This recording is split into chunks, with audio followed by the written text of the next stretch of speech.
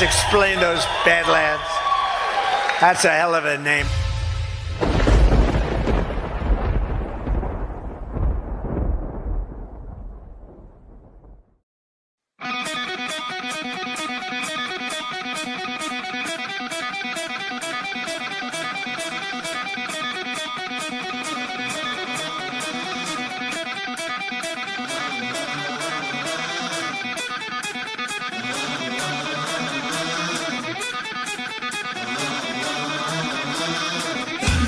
All right, good morning, Badlandia. Welcome to Badlands Daily. It really feels like the cat with the laser pointer. It's like you've led the cat up to the top of the building, and now you're leading it over to the edge. President Trump is rebalancing trade around the world and making things more fair for the American people. I think that anytime the deep state can like overcapitalize in whatever situation they have, they're going to. But the rest of it is a very well organized and well funded color revolution operation of the type they run all over the world again and again and again to destabilize entire society.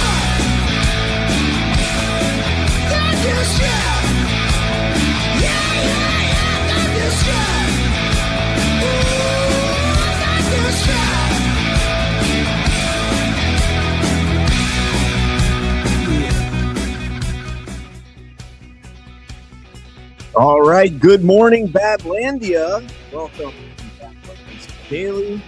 Today's Tuesday. It's a cold Tuesday down here in South Florida. We finally got the cold front. Joined by the ghost of the beast, Patrick Henry Gordon. How you doing, brother? I'm great, CannCon. How are you? Living my best life, man. Oh, hey, what was that? Living my best life. There we go. Beard's coming in nicely, man. You're gonna be ready to use some of that beard oil here pretty soon. Damn right. Gonna get my full review. My wife is looking at me right now. She is so thrilled about the beard, and yeah, she loves it. It's like her favorite thing ever. Like actually, or kidding? No, I'm being facetious, but yeah, but you know, with the beard powers on. So we gotta take one for the team and give the review on the beard oil. So I look forward to using it. Tell her it's okay. My wife hates my beard too. Although she says she hates it, and then she just sits there and she'll like sit there and do this all day.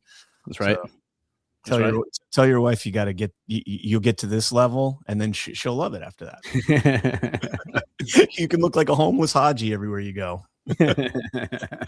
One or the other, I guess. I don't know if they're the same. All right, guys, let's get into the show. And got a lot to talk about today, and looking forward to your geopolitical segment today for sure. But first, guys, Maha yourself with supplements that don't suck from Conscious Strength. Founded by Badlands' very own Jordan Sather in 2019, Conscious Strength products are made in America and won't break your bank, unlike other online brands. Their lineup includes collagen for strengthening joints and hair, including your beard hair, electrolytes to get rid of those cramps, greens powders that taste good and mix easy, Shilajit gummies, methylene blue, zeolite, and more. Flip the finger to pharma and be your own doctor and get some supplements that you can trust from Conscious Strength. Go to badlandsmedia.tv/strength to shop now. One more time, badlandsmedia.tv/strength, and the link will be in the description down below. All right. And then we can also get a word from our friends right here at Badlands from Soft Disclosure. I don't say this lightly. This lotion changes people. My knuckles would actually start to crack. Started using the Soft Disclosure lotion, and I am very impressed. Even within just a few days, I've noticed a tremendous difference. That's not a script. That's what happens when something actually works. It puts the lotion on its skin, or else it gets the hose again. Yeah, that line keeps coming up. Because when you don't use it, your skin starts acting up. Every single ingredient in Soft Disclosure is intentionally chosen. There's no filler ingredients. It is not like this BS product where they have a bunch of ingredients. Every ingredient listed is for a purpose. Over 65-star reviews for the lotion alone. Not influencers, not actors, just people whose skin finally shut up. Soft Disclosure lotion. Once you try it, you'll understand why people won't stop talking about it. Visit softdisclosure.com and use code BADLANDS and get 10% off. All right, softdisclosure.com, promo code Badlands. Go there, support Badlands Media and a ton of America First businesses. Well, 5 or 6 of them. And that's what we got to do. We got to put our money where our morals are and support companies right here in the beautiful United States of America. All right, guys, smash that thumbs up if you have not done so already. And let's jump into the news. We'll start out here with a story out of Minnesota. The stories continue out there from CBS News. Commander Greg Bovino. Some Border Patrol agents are set to leave Minneapolis, according to sources. They're expecting Bovino to return to California's El Centro sector, where he served as the chief agent before being deployed to major American cities, including Los Angeles and Chicago.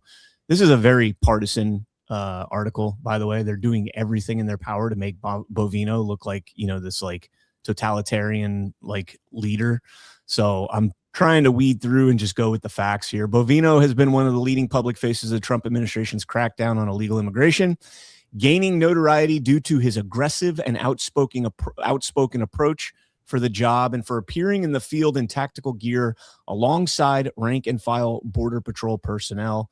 By the way, great way to get your troops to, support you and the people working under you to, lead by example, right? To get them to follow you, is to be out there with them on the front lines. Before arriving in Minneapolis, he was dispatched to LA, Chicago, Charlotte, and New Orleans last year. His presence in those cities was part of a significant change in tactics by the Trump admin, which was used by Border Patrol agents to carry out immigration arrests. At one point, this is interesting, at one point during a Chicago enforcement operation, Midway Blitz, Border Patrol had made more arrests than Immigration and Customs Enforcement, ICE. Bovino has drawn criticism from those who view the administration's immigration tactics as overly harsh and its response to protests heavy-handed. He left Chicago in November, a week after a federal judge issued a preliminary injunction against federal immigration agents over their use of force during Operation Midway Blitz, saying it shocks the conscience. And I think that's maybe what Bovino was doing. I think Bovino's job might have been to go in there, lay down the foundation for how President Trump and the administration are going to conduct these operations. And, no nonsense. We're going to go in there, we're going to get the job done, and we're going to get out. And that's what he did in Chicago. And that's what, he's doing in Minnesota right now. And now that mission, that tempo, the operation tempo has been set, it's time to pull him out and prepare him for the next mission, perhaps. Yeah, that's my understanding.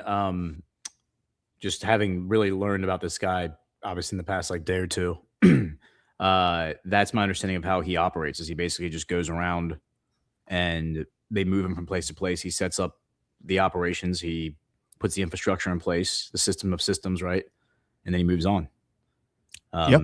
And the White House has confirmed that, he's still 100% involved. He's just leaving Minnesota.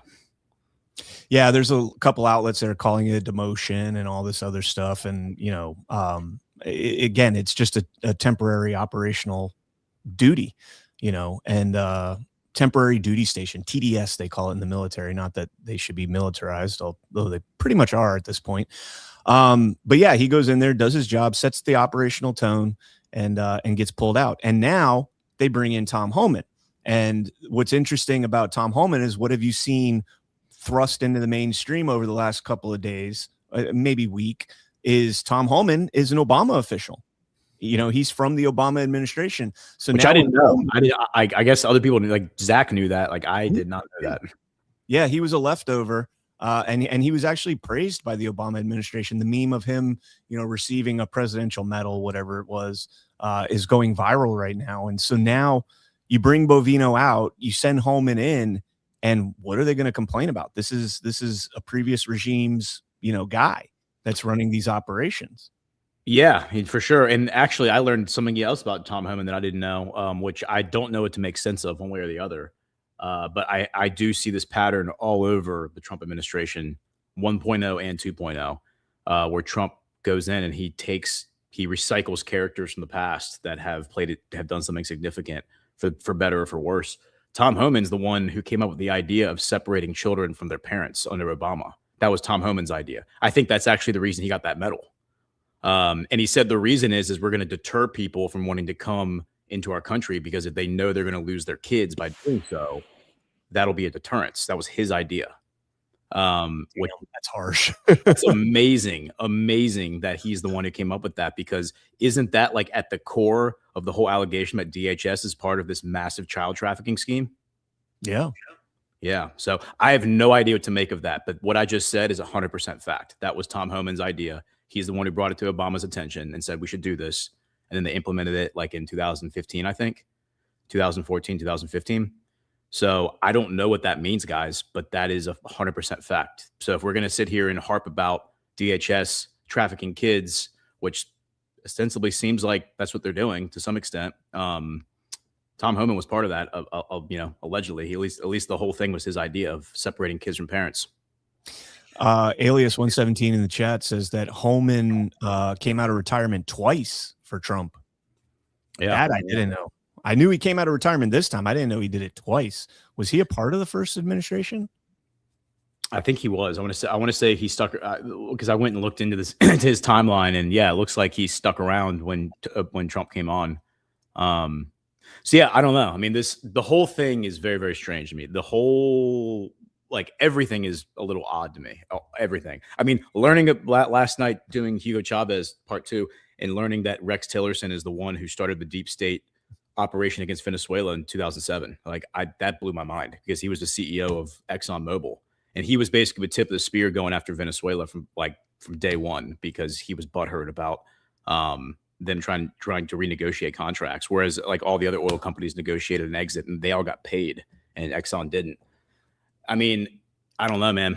The whole thing is, everything is strange now. Like, I'm going back and just looking at every single television character from the first administration and the second administration and trying to understand their backstory and trying to understand the significance. I totally see now why Trump would have brought on a guy like Rex Tillerson, because Rex Tillerson probably told him everything about Venezuela and about the operation they were running against them. It was him who who said we should go into Guyana and use Guyana as a proxy against Venezuela to try to take over the oil belt.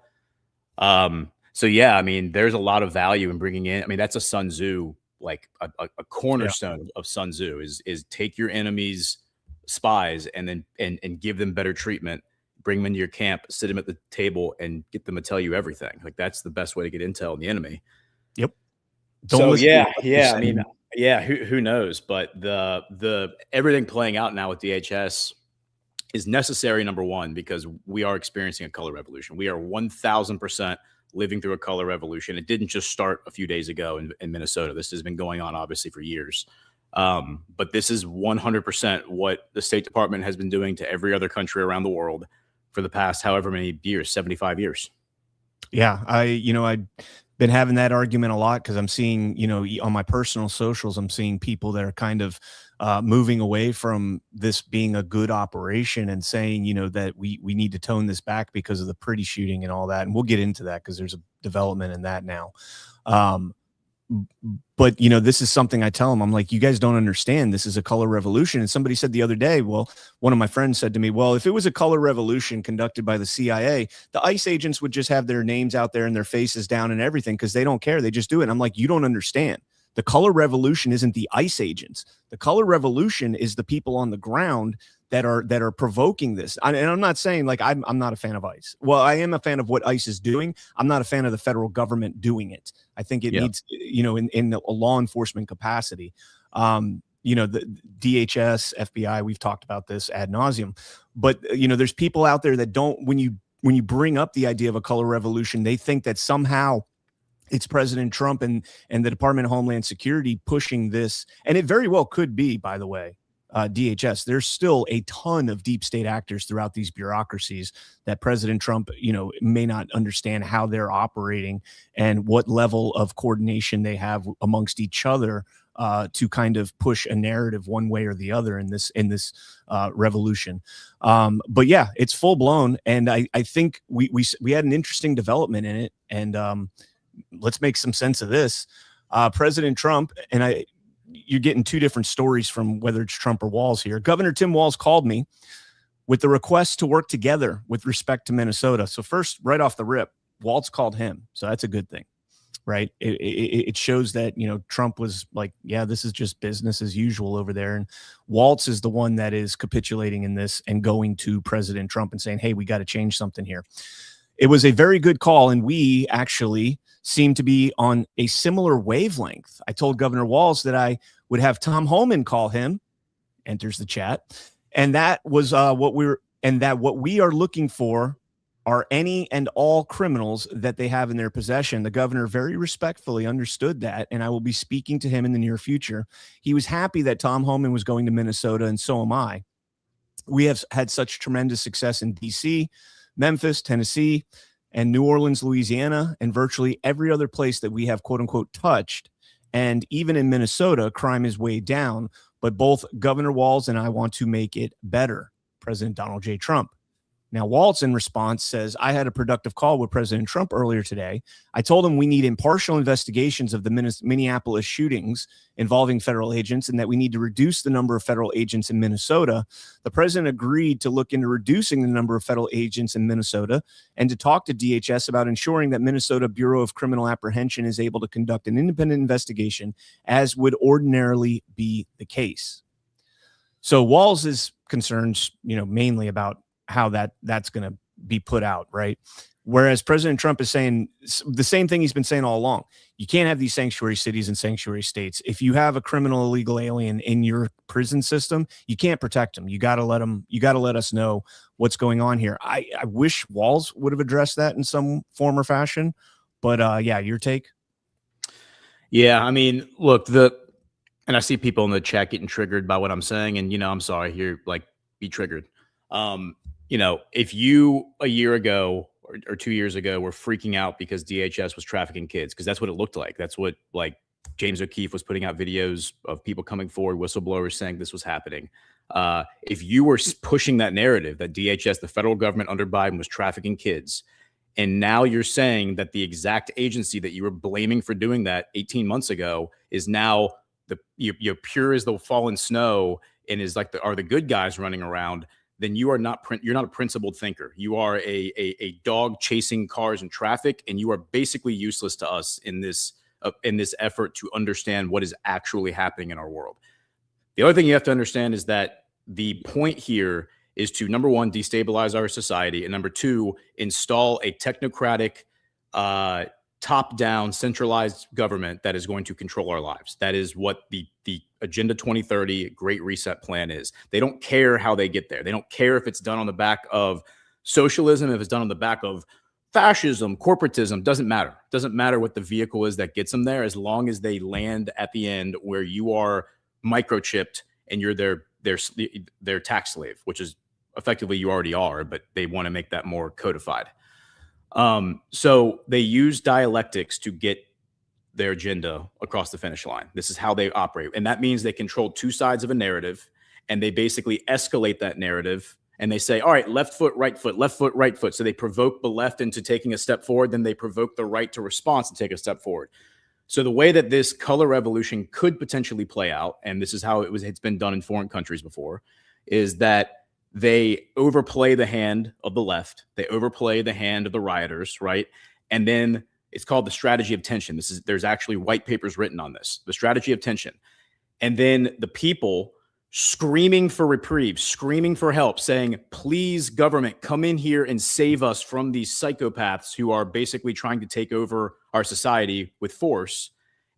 And we relinquish all of our rights to the federal government, ICE, DHS, whoever else. Please come in and start kicking in doors and rounding people up and get tanks on the street and get military on the street. Bring in the military to take care of all this, right? Clean everything up. Save me, save me, save me. And then the net effect of all of that, when that's all over, like your expectation is once the day is saved, the bad guys take off the armor and go back to their day job. No. When the day is saved, the tanks keep driving around your neighborhood and the checkpoints stay up. And all of a sudden you wake up and you're like, holy crap, we're living in Gaza now. We're living in Palestine. We're living in, militarized police everywhere. And how did we get here? Well, you're the one who were demanding this, because remember, strategy of tension. So how do we avoid that from happening, right? Donald Trump doesn't want that. I don't think Donald Trump is pushing for that. However, I do think there are people in our government who are earnestly pushing for that, who were part of the Obama administration. I'm not saying Tom Homan. I'm saying other people who are in that orbit, right, who ultimately want to see that happen.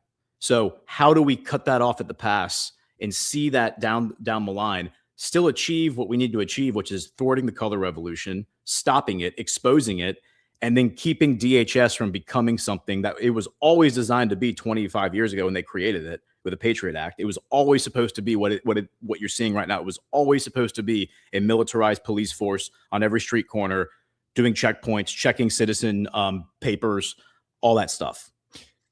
Yeah. So Gordon, we were frozen almost that whole entire time. So to summarize what Gordon said, once you give government power, they don't concede it. They don't cede it back once you've given it to them. And this is actually something I said yesterday, with all this stuff coming out about the, these ICE groups that are these anti-ICE groups and the chats and everything else that's going on Signal and all that. With that expose, I think it's twofold. Yesterday, with Zach, we were saying, Cam Higbee put this out. There's no question that Higbee most likely went to the federal authorities with that first and said, hey, guys, this is going on. I want you guys to know this. I was able to infiltrate this. Maybe he didn't, but most likely he did. And he was either permitted to or told to release that publicly at the time that he did. Now, a lot of people are like, holy shit, this is an insurrection. It is a continuation of the color revolution. And people are now saying, well, we need to declare the Insurrection Act. We need to deploy the military, that kind of stuff. And that's a decision President Trump will make. He's been very, he hasn't used it to date, going all the way back to 2020 in the Summer of Love. He hasn't used it to date. So he shows tremendous restraint in using something as serious as that. However, and this is just something I put out on X yesterday. This is going to be used for censorship. This is going to be used for spying and being able to have access and monitoring of these types of networks, whether it's Signal or WhatsApp or whatever. And to be fair, these are most likely already monitored by the government. I mean, let's not kid ourselves. No such agency, et cetera, have got to be, some sort of monitoring, apparatus in place. But this is a call for this will lead to a call for more of it. Yeah. And just to be clear, the people in the chat are saying that I understand that apparently my rant was frozen on Rumble. The people on YouTube are saying there was no freezing. So if you want to listen to what I was just ranting about, go back and watch it on YouTube. But yes, that from the CIA's perspective, whoever is running this operation, whether it's CIA, Mossad, Deep State, whatever you want to call it, from their perspective, the party that is going to give them what they want is not the people causing the problems on the streets of Minnesota right now. The party that's going to give them what they want is MAGA. We are going to give them what they want because we are going to demand the military to step in and overplay the hand, to come down heavy-handed on the rioters to save us, because many of us believe that this is aligning with prophecy, right? That this is aligning with Q drops, that we are feeding into something that we think is already been ordained through some sort of a plan, right? My opinion, because I've read John Harold's devolution theory, is that whatever military apparatus that has been activated, whatever sort of protocol that's been activated that involves the military being involved in saving our country, happened years ago. That happened when President Trump had the election stolen from him in 2020. I think that's when whatever sort of insurrection act needed to be imposed was imposed. And we're basically just going through steps to back us out of this thing they're trying to shove down our throats. So seeing the military on the streets, cracking people's skulls and dragging them away like rioters, bad actors. That's cathartic to some extent, but I don't need that in order to think that the military is somehow involved. I mean, the Force Cyber Group is putting out videos constantly being like, yeah, we're here. We know what's going on. Like we're running ops against all of you, including you and the Truth Movement. So that's the way I look at it. Now, what's happening here in Minnesota? I mean, these television characters they're putting out there, that guy who with the mustache and the face tattoos, who's telling people to get their guns and now it's go time right now. That is so cartoonish. I can't even believe how cartoonish it is. The Tim Waltz thing is equally cartoonish. That seems very, very cartoonish. Doesn't mean that it's not true, but I'm just saying it's so over the top that the fact that this was the guy who was running with Kamala Harris. It's almost funny. Like the whole thing it's very serendipitous. It's almost too serendipitous. And so yeah, I mean, it's very, very interesting. But again, we need, like, I think the responsible, mature thing to do here is to not let your emotions carry you away, to not let the excitement of the moment carry you away. Take a step back and look around the battle space and look at how other people are reacting. Not like other earnest people in the movement. I mean, look at how the television characters are reacting. Who's calling for more powers for the federal government? Who's calling for the Insurrection Act? Who's calling for DHS to be granted extra judicial powers that are then going to be weaponized against potentially American citizens in the future? And then you mentioned the censorship stuff. Look at what's happening right now with all of the anti-Semitism stuff. I mean, Netanyahu gave a speech yesterday or the day before yesterday where he said, we are at war right now with all the critics of Israel online, and we are coming for them. So, I mean, think about all of that, and then think about the powers that some people are demanding the federal government be granted in this moment to prevent insurrection. And then think about how they would view people who no longer want, if you believe that Israel controls our government and you want to see that relationship severed, think about how they would view that. They're going to view that as an insurrection against the status quo, right? So again, we got to be very, very careful in how we proceed here. Yeah. Chat's freaking out. Please refresh, Brian. Guys, this is not on me or Gordon. It's Rumble. It's Rumble. So Rumble's go to YouTube or go to X. Rumble is having issues today. It's 100% clean for us on StreamYard. Yeah, we're fine. We're fine. And on all the other streams, it's fine as well. So I don't know. We'll see. All right, let's jump into this post here from President Trump. I just had a very good telephone conversation with Mayor Jacob Frey of Minneapolis. Lots of progress is being made. Tom Homan will be meeting with him tomorrow in order to continue the discussion. Thank you for your attention to this matter. To which Mayor Frey responded, I spoke with President Trump today and appreciate the conversation. I expressed how much Minneapolis has benefited from our immigrant communities and was clear that my main ask is that Operation Metro Surge needs to end. The president agreed the present situation can't continue. Some federal agents will be leaving the area tomorrow, and I will continue pushing for the rest involved in this operation to go.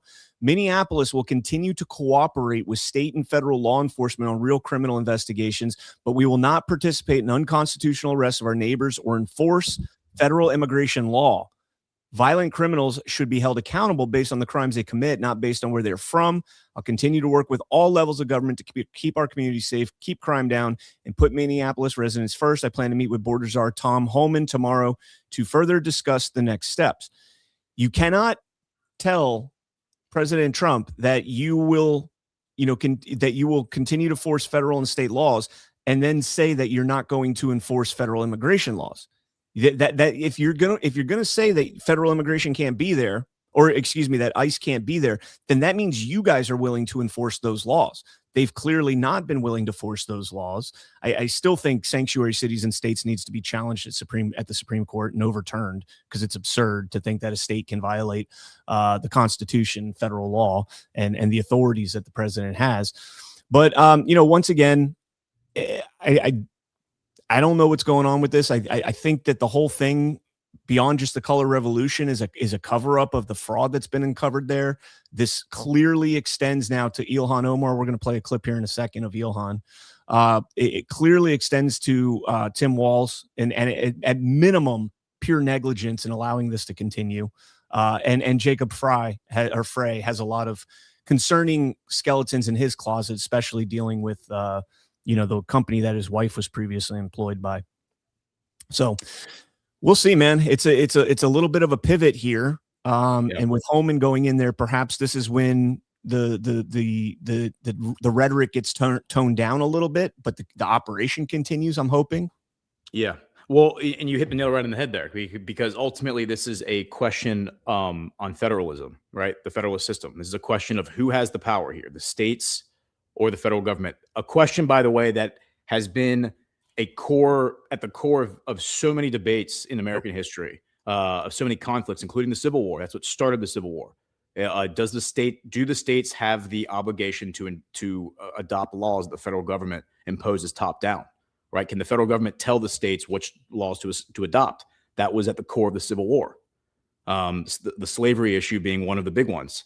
But there are other ones as well. It wasn't just slavery. So we have to be aware of that.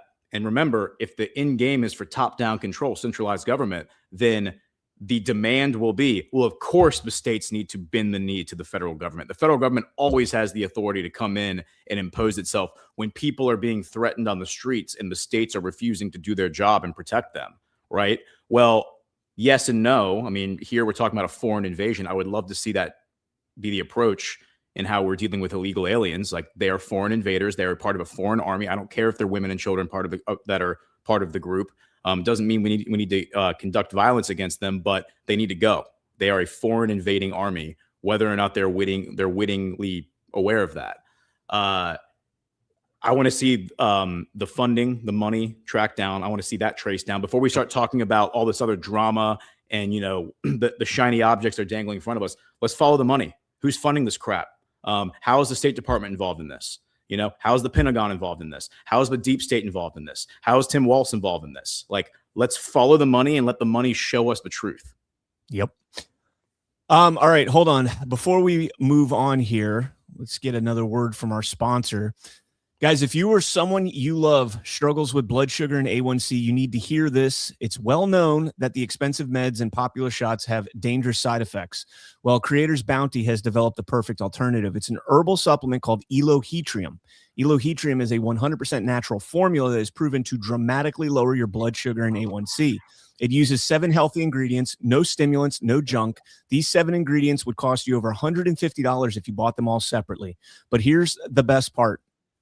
There's no bad side effects, only good ones. We're talking sugar cravings gone, inflammation reduced, and stable energy all day with 0 crashes. Seriously, most people are going to get better results than they did with the harsh meds, but without the risk. Elohetrium is made in the USA and an FDA-registered facility, fully tested, and is backed by no questions asked, money back, 90-day money-back guarantee. The friendly folks at Creators Bounty offer fast, free shipping 5 days a week from Oklahoma. Head on over to creatorsbounty.com/rumble and take advantage of this special offer today. All right, and let's go ahead and jump into our next story. So here's the interesting thing, Gordon, is you're seeing a lot of people that are starting to, I don't know if I want to say sour on this operation, but you're seeing quote unquote allies, and I don't think there are many allies in you know, for President Trump in the mainstream, so to speak. They say one thing, you know, they say the good things, the right things, but in reality, they're pretty subversive.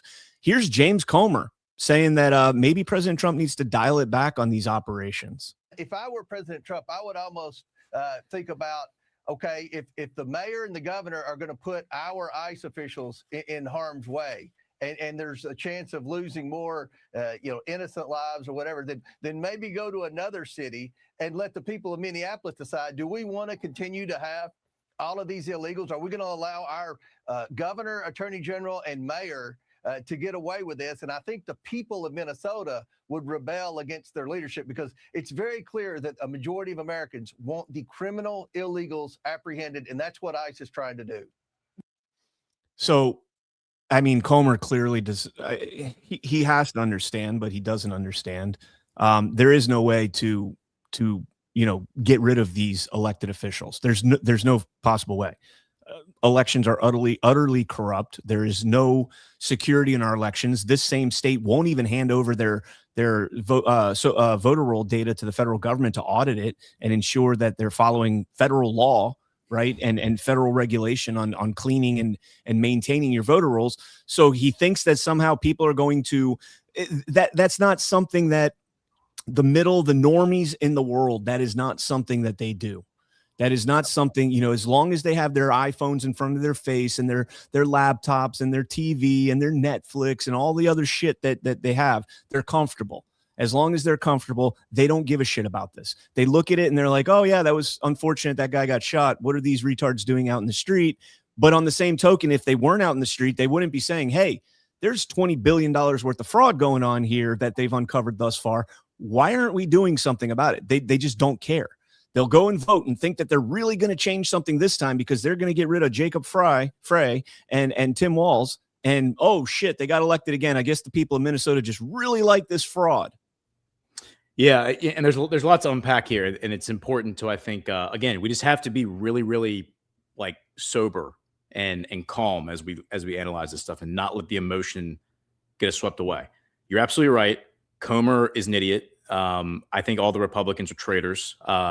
You can hate me for saying that, but they just preserved the National Endowment for Democracy. I realize that not all of them voted for it, but how is the party not fractured in half over that? The party should be split in half. Literally, there should be Republicans resigning from the Republican Party over this and calling out their colleagues. If they were real patriots, if they were actually in this movement, that's what they would be doing right now. They would be out there standing on the table saying, these people right here are traitors who are continuing to fund this crap because the National Endowment for Democracy is what funds this crap.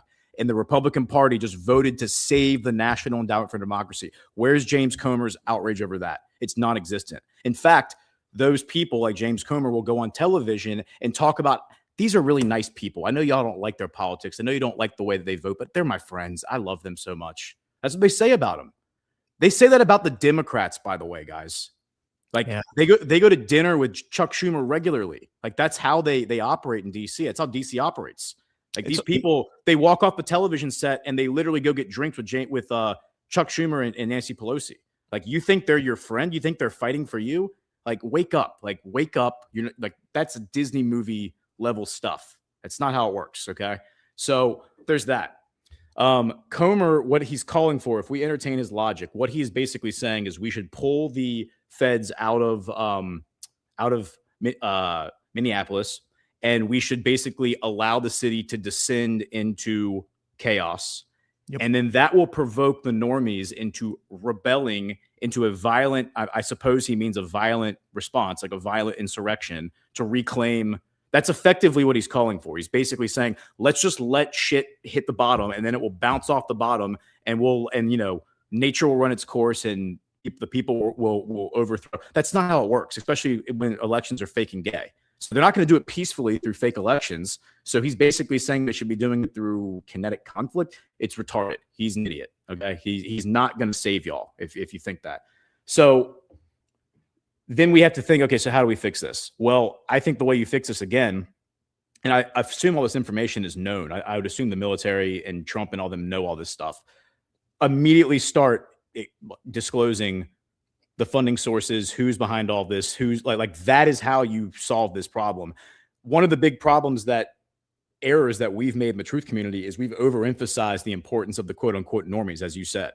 They're not doing shit. Okay. The normies are the ones who are going to go through the checkpoints and show their ID, like show their passports to the UN troops that they would ultimately send in a future administration.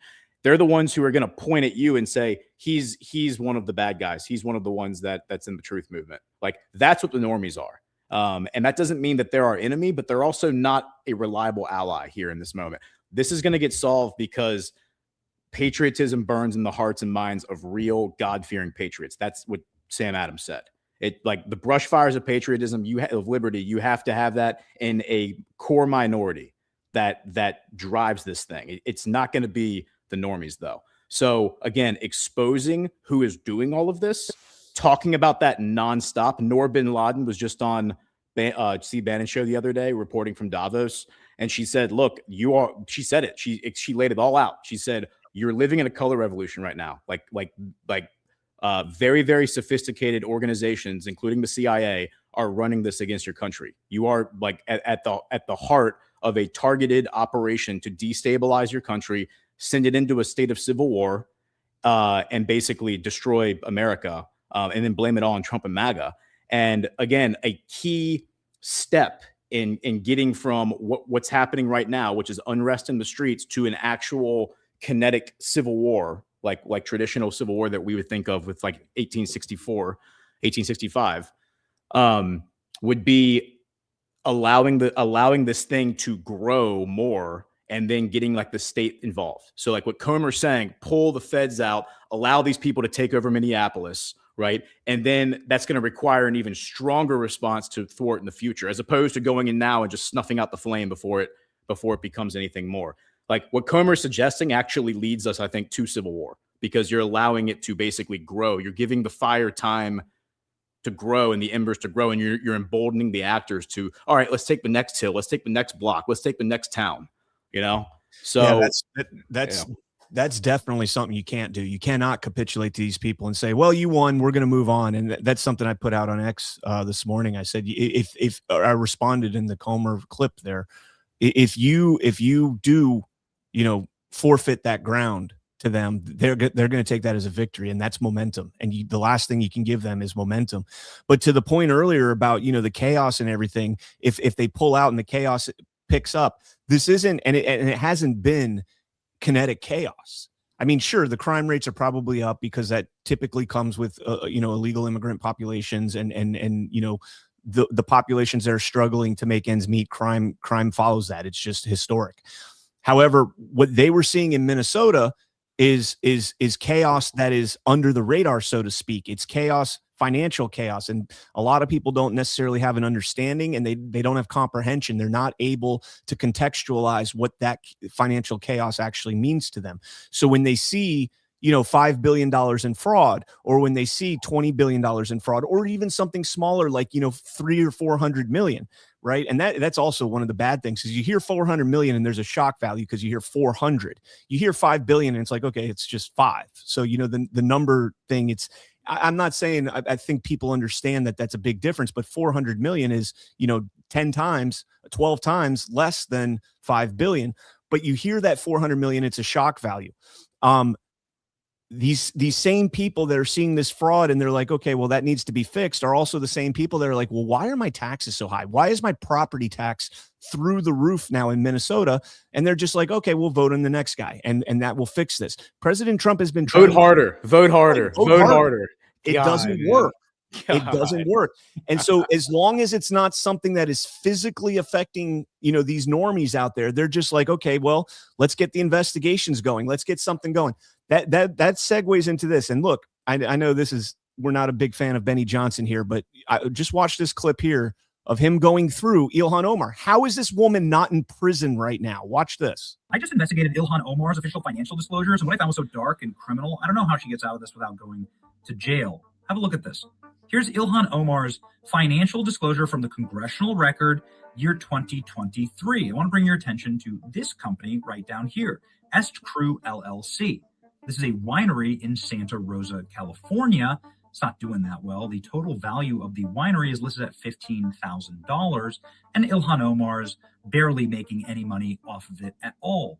Hardly enough to pay a parking ticket. Okay, that's fine. Nothing really mysterious there. Businesses fail all the time. But go ahead and look at her filing for 2024, and you'll find that Est Crew Winery, the same company in the same location, is now worth $5 million. That's incredible, up from $15,000. And now Ilhan Omar's making enough to pay rent. So this must be one of the most successful companies ever. Let's go ahead and check in on this winery. You know, maybe we could buy some wine. I like wine. Why not? Let's see if we can buy some Est Crew Winery. Here's Est Crew's social media Facebook page. You'll see here that the last post, oh no, was in 2023. Wasn't this the year that they were supposed to, you know, go really big and make Ilhan Omar millions of dollars? Same thing on their Instagram, and they don't have an X. So let's go ahead and check their official website. What is Est Crew? We are winemakers and memory curators. Okay, Est Crew Winery has a bunch of brands that's led by these people, creators of eye-catching labels. So I'm sure I can go and get some of their wine, right? Well, they don't have any activities here, so maybe I could just go to their location and buy some of their wines, or maybe give them a call. Let's try and go to their location here. This is the Google Street View of Est Crew Winery, and what you'll find here is an empty parking lot. Doesn't actually look like an operational business. Certainly isn't the same name. So, okay, let's go ahead and give them a call. See if maybe they pick up. Let's go ahead and call the number on the webpage. Let's go ahead and give them a call and find out. Oh no, user busy. Let's try. Okay. Well, I've done this like 20 times today. Okay, so that didn't work. Is there any wine in this wine company? Is there anything about wine? Because I see like stuff about events, but like, what is this exactly? Aren't you supposed to sell wine at your wine company? Where are your wines? Oh, there are no wines. You want to know why? Because this is a money laundering front.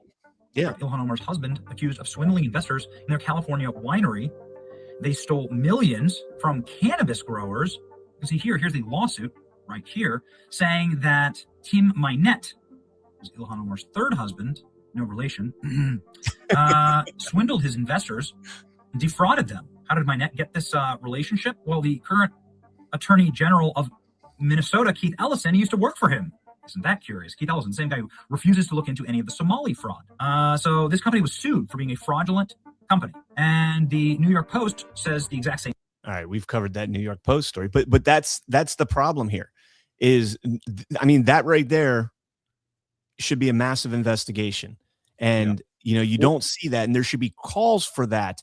And when there aren't calls for that, what that tells you is that this is a house of cards, and removing that card collapses a lot of it. Maybe not all of it, but there are plenty of members in Congress that have these same types of corporations and companies set up that are just pass-throughs, that are fake companies. They have all the aesthetics of a real company, all the perceptions of a real company. But if you just peel back just a little bit deeper on them, you realize they're not. And I'm not saying it's all members of Congress. There's so many members of Congress. No. I think it is. Like there might be a few exceptions, but I mean, look, at this point, can we really afford to just give benefit of the doubt? I mean, look at this point, it's like, if you aren't one of them, you're either with them or you're with us. And if you're with us, then you should be fighting for us in a real capacity. And that doesn't mean, ingratiating yourself and groveling at the feet of this thing that we're up against, this organized crime syndicate.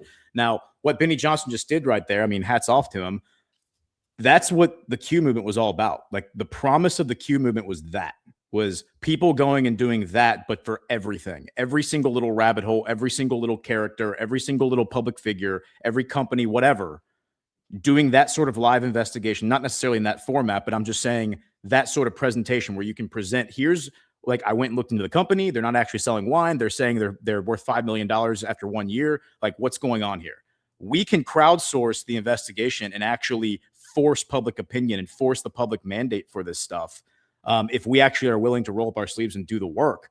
But the problem is I think a lot of us have fallen into complacency and this assumption that somebody else is doing it, that the white hats are going to do it, that, the military is in control. They're going to come save us. That may be true. Who knows? But you're basically putting all your eggs in that basket at that point, as opposed to actually going out and learning the truth for yourself and trying to help educate others so we can all work together, because nobody has the time to figure all this stuff out. So it's going to require all of us doing one little piece and bringing one little puzzle piece to the middle. And then we put the whole jigsaw puzzle together as a group. But that's what it requires. And by the way, like Ilhan Omar, I mean, if you don't think every person in Congress knows about this to some extent, then you're crazy. And the reason it's not getting called out is because all of them are probably doing it. There's probably, there are enough people doing it that this isn't going to be brought to they're not going to hold a congressional hearing over it, because enough doesn't, like you said, it doesn't mean every single person's doing it, but enough people are doing it in both parties that this is not going to be brought up. I mean, bicameral thinking, the notion that we have Judas goats in Congress, AOC, maybe Ilhan Omar, people who are so overtly like it's such a preposterous story. Like, she married her brother for citizenship. She's laundering money through all these fronts. I just learned she's worth like millions of dollars. 13 million. Yeah, it's like none of this makes any sense. You got to wonder, like, was she plugged in as a Judas goat to because she's the kind of target that is an easy target. That's low hanging fruit, and you got to wonder, why is nobody plucking this fruit? Right. Who put the fruit there? Right. How could the Democrats, who have had decades of success of doing this stuff, this clandestine stuff, how could they be so foolish to allow somebody like this to trot into their camp and become one of their star characters? That's my point. That seems almost like farcical that would happen. There is the idea that, through the fraudulent elections, and this goes all the way down to the primary level. And I finally heard somebody the other day, by the way, bringing that up. Where the hell did I hear this? They're like, oh, they've been stealing primaries. And I've been like, no shit. Been saying that since 2020, that they've been stealing primaries. But there is a possibility that the only people that make it through these primaries and into the main election and into their positions are people that are compromised in some form or fashion. And that doesn't mean that it's the end of the world, like they did the most horrible thing, but all it takes is one little thing that could corrupt their career, that could destroy their familial, their family life, an affair, offshore accounts, anything like that. Again, if you watch that TV show Scandal, which is basically a playbook for how all of this stuff unwinds, they have what they call kill folders in that show. And a kill folder is basically you throw it down in front of them and you say, if you keep going down this path, all of this is going to get leaked to the media. All of this is going to make it out to the press. And that is how you keep the house of cards intact. That is why it is considered a house of cards. I mean, they've been talking about this in the media for years and years and years about the corruption and how deep the intelligence grasp on our elected officials actually goes. And so, it is what it is. It's all out there in the public right now. Maybe we'll get a sheriff out there somewhere in California, a sheriff or somebody to bring this case against Omar, but probably not. Can we talk about this Jesse Kelly post? Because I think this is related to what we're talking about here. I think this gets to the heart. This really does get to the heart of what we're talking about. Because I see somebody in the chat, I'm not going to call them out by name, but saying, can we stop saying that everyone in Congress is bad? The two political parties, the Republican Party is our enemy. The Republican Party is the one that created the Patriot Act. The Republican Party is the one that created the hate speech laws. The Republican Party is the one who's now enforcing the hate speech laws. That doesn't mean that Donald Trump is part of it. He's not. I think he's actually the counterinsurgency against the Republican Party. But look at what Jesse Kelly said here. Let me pull this up, because I had to rail on him for this, and of course he blocked me. But okay, so he says. He's responding to a Molly Pitcher, some account. He says, why should we ever vote Republican? And tags him, says the evidence is mounting. They're the same as the Democrats. Time to have another choice. And then his response to this is, you vote GOP because it buys you time to reform the GOP, not because the GOP is good. It's a vote to take on water a little slower than Democrats. Life is full of crappy choices. Voting in America is just one of them. Wow. I literally can't even wrap my head around that logic. I mean, that is the logic that got Donald Trump elected in 2016, guys. I realized that a lot of people weren't invested in this stuff 10 years ago, and they have joined us more recently, and we welcome them. But you need to understand that in 2014 and 2015, everyone was I was online doing all this stuff, just not on, in front of a camera and microphone. Everyone was at their wits' end then. Everyone then was completely fed up. We all understood what the Republicans were back then. We understood that they were traitors. We understood that they had sold us out, that they were working with the Democrats to sell us out. That's why we elevated Donald Trump, and we're all about him and got him elected. Okay. So this idea that we're just going to continue to take on water and we're going to continue to grovel at the feet of the Republican Party, and maybe one day it'll find the courage to stand up and fight for us, that is utter bullshit. And that mentality is going to make your children their slaves. Your grandchildren are going to be their slaves in the future because you didn't have the courage to say the mean things out loud to the television characters that you think are the good guys. I've seen firsthand how this goes. I was, I'm not going to say whose campaign, but I was behind the scenes in a campaign in 2022. And saw firsthand how disgustingly corrupt the GOP is, the DNC. They're all corrupt, and they need you to participate. They need you to be an active participant in that system in order to keep the fundraising. So when Jesse Kelly says it's a GOP that we're reforming, it is beyond reform. And that's both parties. I'm not, and this is why, and I think most people on Badlands would agree with that sentiment for the most part.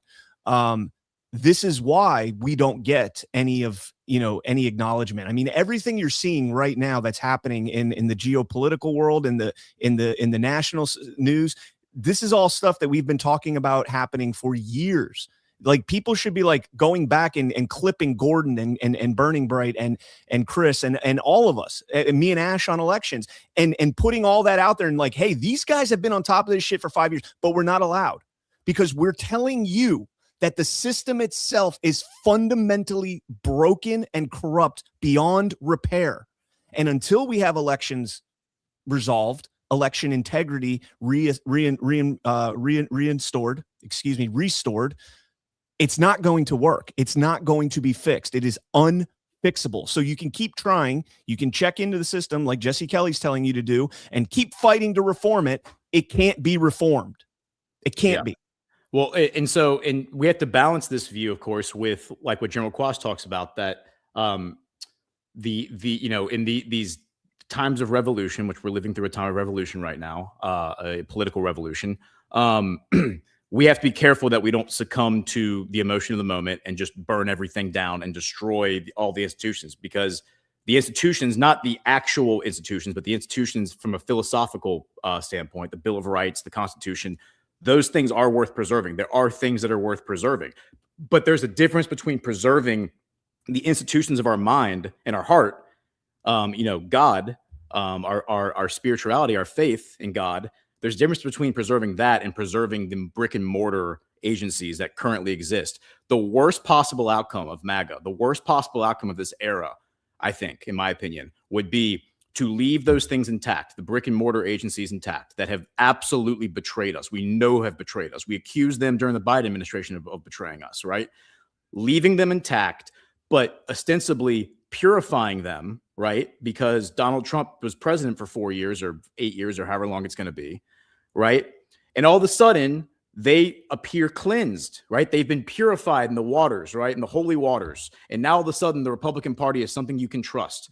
The CIA is something you can trust, right? These institutions that we have known for years are absolutely despicably evil can now be trusted because MAGA saved the day, right? I think that would be a terrible outcome, because from the standpoint of the bad guys, like the real deep state, not the names that you're familiar with, but the names that you don't know of, the people who actually fund this crap, their incentive structure would be hibernate, right? Go into hiding, pull their money out of the GOP, right? Laura Trump became the director of the Republican National Committee, right? And then she resigned last year, right? I imagine part of the reason she resigned is she probably realized how corrupt it all was. But from the perspective of the deep state, all you have to do in that situation is just stop sending money to Laura Trump. Wait for her to be done. Wait for Trump to be done. Then you come back in with your money and you start throwing your weight around again after the GOP brand has been refurbished and been restored and everyone trusts it again. That would be a terrible outcome. Okay. So I think that if that's the case, then the logical pursuit, then the logical plan, if there is one, would be to expose the role the Republicans have played in all this and basically destroy the brand in the minds of the American people, just like the Democrat brand was destroyed during the Biden administration. So again, like, why is James Comer, why are these people not calling out the right things? They're calling out something, but are they calling out the right thing? Are they calling out the fake elections? Are they calling out the illegitimate governments? Are they calling out all the things that actually should be called out? The fact that the State Department is just sending billions of dollars to random organizations that are then funneling it to the streets of Minnesota, right? Those are the conversations that should be happening, but they're not happening. Not in the right formats, not in the right platforms, not in Congress. So that's where I think the job is on us, all of us, to force the conversation by doing the kind of research that we just watched Benny Johnson do, sharing it, collaborating, and then building the narrative of what seems like the likely truth, and then putting that in the face of people who actually care, which isn't going to be everybody. There's going to be plenty of normies who just don't get invested in this stuff. But the people who do care will have the energy to push this thing across the finish line. We should not be waiting for the Republican Party to come investigate this and then deliver to us a report of what the truth is, because how are we ever going to be able to trust that? Amen. All right. Before we move on here, let's take another word from a sponsor here. Everybody's talking about weight loss injections because the results are so dramatic. They work by lowering blood sugar and reducing appetite. So what if you're looking to lose weight but not interested in painful weekly injections, especially when you hear about some of those intense side effects? That's why doctors created a weight loss supplement called Lean, and the results are remarkable. The studied ingredients in Lean have been shown to lower your blood sugar, burn fat by converting it into energy, and curb your appetite and cravings so you're not as hungry. But listen, Lean is not just for the casual dieter with only a few pounds to lose. The doctors at Brickhouse Nutrition created Lean for frustrated dieters with 10 or more pounds to lose. Let's get you started with 20% off and free rush shipping so you can add lean to your healthy diet and exercise plan. Visit takelean.com and enter promo code Badlands for your discount. Again, that's promo code Badlands at takelean.com. All right, let's jump into this story. You guys might have heard this here on Badlands Daily yesterday from the New York Post. DHS investigating whether Alex Pretty's gun accidentally fired and sparked deadly Minneapolis shootings. DHS is investigating whether an errant shot from Pretty's handgun was, after it was taken off of him, caused Border Patrol agents to think they were being fired on.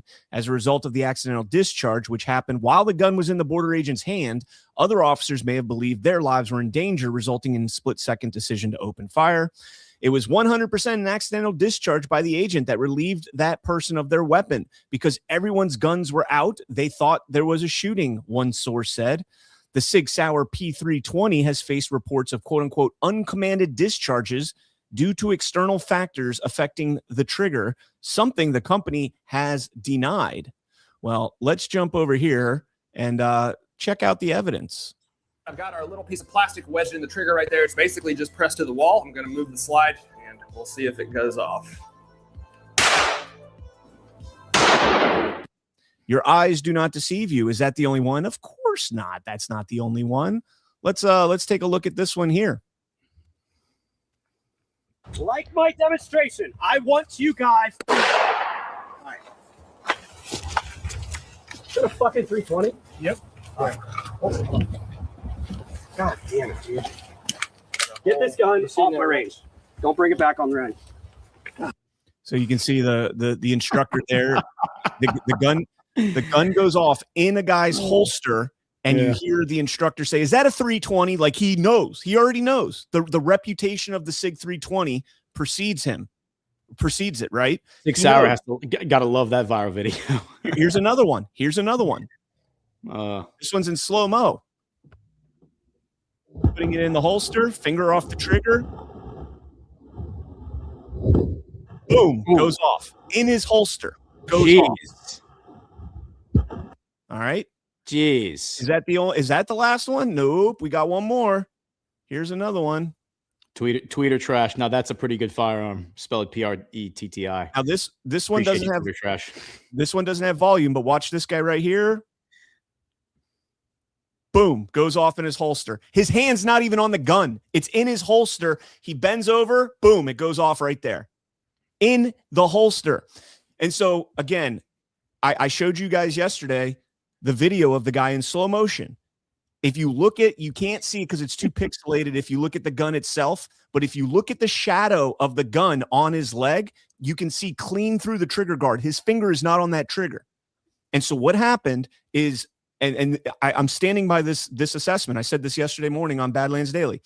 That gun, the guy took it off of him, and I don't know if it's the extreme cold that caused something. That's kind of strange. Usually a cook-off is caused by heat. But something caused that gun to go off on its own, an uncommanded discharge, and that triggered all the other officers who were saying gun, gun, gun, gun, gun. You know, somebody automatically draws, and they hear the gunshot, and they think that somebody just got shot by this guy. SIG's going to be in a lot of trouble after this. And, you know, I told you guys yesterday, Alpha, who is a SIG nut, that's what I'm going to start calling Alpha, SIG nut. You know, he had a former Green Beret. I can't remember the guy's name. He's going to be on Sit Rep here coming up. He's got a huge podcast.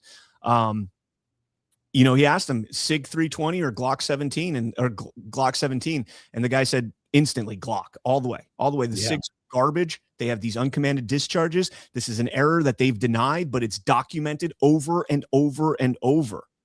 Okay. So this was even though it's documented, it's still a rare thing. Okay. I'm not saying that, you know, this is like every SIG goes off like this. It's still a rare thing. This is a 1 in a billion chance that this happened, but that's what happened. And it's going to sound crazy, and people are going to freak out when DHS comes out and they're like, holy shit, yeah, that's what happened. We reviewed the crisp, high-resolution footage of this, and the guy's finger was off the trigger. And he did not pull the trigger. The gun went off on its own, and that's what sparked that reaction, you know, from the other officers. So yeah. Well, and that might get to the clip of Kash Patel and Trump. Kash Patel saying that you shouldn't bring a loaded weapon to a protest. I think he said it's illegal to do that, but my understanding it's not illegal to do that in Minnesota, is to bring an armed loaded weapon to a protest. But anyway, I mean, it generates a conversation, and we're having the conversation right now. Yeah, that's a really, really good point and really amazing. My late father-in-law used to always say that too. That Glock is the safest of all. He was a firearms dealer, and he said that Glock was the safest of all. He was a 1911 guy. He would carry a 1911 around his property all the time. But he would also say this weapon is known to go off. The 1911 is known to go off. So I would not recommend it to noobs to use this, because it will go off when you're handling it. But he preferred that. We're seeing, we talked earlier about, the censorship and how I think that these signal chats and everything are going to lead to more censorship or increased demands for censorship and monitoring and stuff like that. The Trump administration, and, not necessarily President Trump himself, but the administration shit the bed on this one, telling people you shouldn't have been carrying at this protest. Don't bring it. Now, I agree. If you have a gun on you, getting in law enforcement's face is a horrible idea. That should have been the message. Instead, the message was this guy was carrying a gun at a protest. I've been to protests. I carry a gun everywhere I go that I'm legally allowed to, and you are legally allowed to carry a gun at a protest. And you're seeing now, because of that tragic messaging from certain individuals in the administration, you're seeing now posts out there where they're like, oh, Republicans and Democrats are trading jerseys on gun control, which I'm all for the Democrats having to capitulate or not capitulate, but, kind of flip the narrative, flip the script on this and say, well, Second Amendment, right? Second Amendment. That's great. But Republicans now are the ones that are out there like, you shouldn't have had a gun at a protest. You absolutely should have a gun at a protest. That's probably one of the best places, or not best, but the most important places that you should have a gun, especially if you're just going there as an observer, sitting back casually, minding your own business. I don't know, man. I thought they shit the bed on this one. Yeah, I mean, it's an interesting conversation. It's a conversation that we need to have. And of course, when these kind of details come out, it's what? I'm sorry, guns don't go off by themselves. I don't care what the ScrewTube video show. You're retarded. I got nothing for you, man. I've been a firearms instructor for better part of 15 years. I have seen guns go off by themselves. Springfield XDs were notorious for that. Yeah, and that's definitely the case. That's my experience as well. My experience as well is that certain models do go off, certain makes do go off far more than others. Body cam footage of a gun in a police officer's holster. 2 sources of video. Totally fake though. Yeah. Well, this could be a good, I don't know if you have more domestic stuff to talk about, but this could be a good transition to talk about Iran. Because there's a lot of parallels between what's happening in America right now and what's happening in Iran. Yeah, go ahead. I got a few more stories after you're done. Okay. So there is let's see. There was a really good clip that was making the rounds. That a lot of people were tagging me. I saw. Let me see if I think this is it right here. Yeah. So this is Scott Ritter. Scott Ritter is like a former weapons analyst. He has those kind of credentials. And he is not necessarily a Trump apologist. Like, he's someone who I think has been presented himself as anti-war. So he has been very unhappy with the way that Trump has proceeded in the second term, ostensibly bending the knee to Netanyahu, bending the knee to the warmongers, bending the knee to the Zionists and the neocons. So he has been, I would describe his analysis has been largely anti-Trump, because he views Trump in a lot of the same way a lot of these other people in the anti-Israel crowd view him. I would consider myself anti-Israel in the sense that I think Israel does control our government, or largely controls it. But I don't share those views that Trump is feeding that problem. I think he's actually exposing it. Listen to what Scott Ritter gets, the analysis he delivers on the conclusion he draws on what's happening in Iran. Hooked up at Mar-a-Lago. I mean, Lindsey Graham has admitted it. This is something that Netanyahu and Trump cooked up when Netanyahu was visiting Marla, this was all planned. There was extensive planning going on between the Mossad, the CIA, British intelligence, Dutch. He's referring, by the way, to the protests and riots unfolding in Iran, calling for new government. Intelligence, and every intelligence agency in the world that has been lined up against the Iranians. And yet the United States didn't pull the trigger until it was too late. And I just have to sit there and go, Trump knew what he was doing. I mean, it seems to me that Trump set up Lindsey Graham, set up Netanyahu, set them all up because they shot their bolt. The Mossad network that was used is gone, finished. I mean, the Israelis panicked in the end. They when they lost communication with them, they tried to shove in a whole bunch of new Starlink, communication kits. And the Iranians were just sitting there waiting for them to come in and go, thank you very much, thank you very much. Because the Iranians broke the code, got in there. Thanks to the help of Russia, by the way. So it's all over. That entire network's gone. It took decades to build that network up. That it's gone. So Graham knows what happened. There is no capacity to, replicate the opportunity that was lost. Now he's trying to be nice and say it's not Donald Trump's fault. It's 100% Donald Trump's fault. And you have to ask yourself, was this deliberate? Is it just incompetence, which I can also accept, or was this deliberate, a setup so that Netanyahu and Graham and everybody else stops talking to him about overthrowing the Iranian regime because they no longer have the tools to do so? So there was a lot of there's a lot of corroborating evidence to what he's saying, where you have like Mike Pompeo months ago putting out a post saying that there must Mossad agents are walking next to you to the crowds in Iran. There's a Mossad agent walking next to you, right? We have multiple Israeli officials coming out and boasting over the past few weeks that they were involved in it. Here is a guy from Channel 14 News in Israel. We reported tonight on Channel 14, foreign actors are arming the protesters in Iran with live firearms, which is the reason for the hundreds of regime personnel killed. Everyone is free to guess who is behind it. Here is Max Blumenthal speaking to Matt Gaetz. Max, I was skeptical when I saw these claims that Israeli bullets were found in Iranian children. What do you make of the report? Well, whether an Israeli bullet was found or not, there are also reports of Soviet-era bullets that have never been used in the Iranian military before. And more than that, you have Israel's Mossad on its official Farsi Twitter X channel telling Iranians at the onset of these protests, before they morphed into violent regime change riots, that they were walking alongside them, that there were Mossad assets in the protests. This was also repeated by former CIA director and ex-Secretary of State Mike Pompeo, who said Mossad agents are walking beside you to Iranian protesters.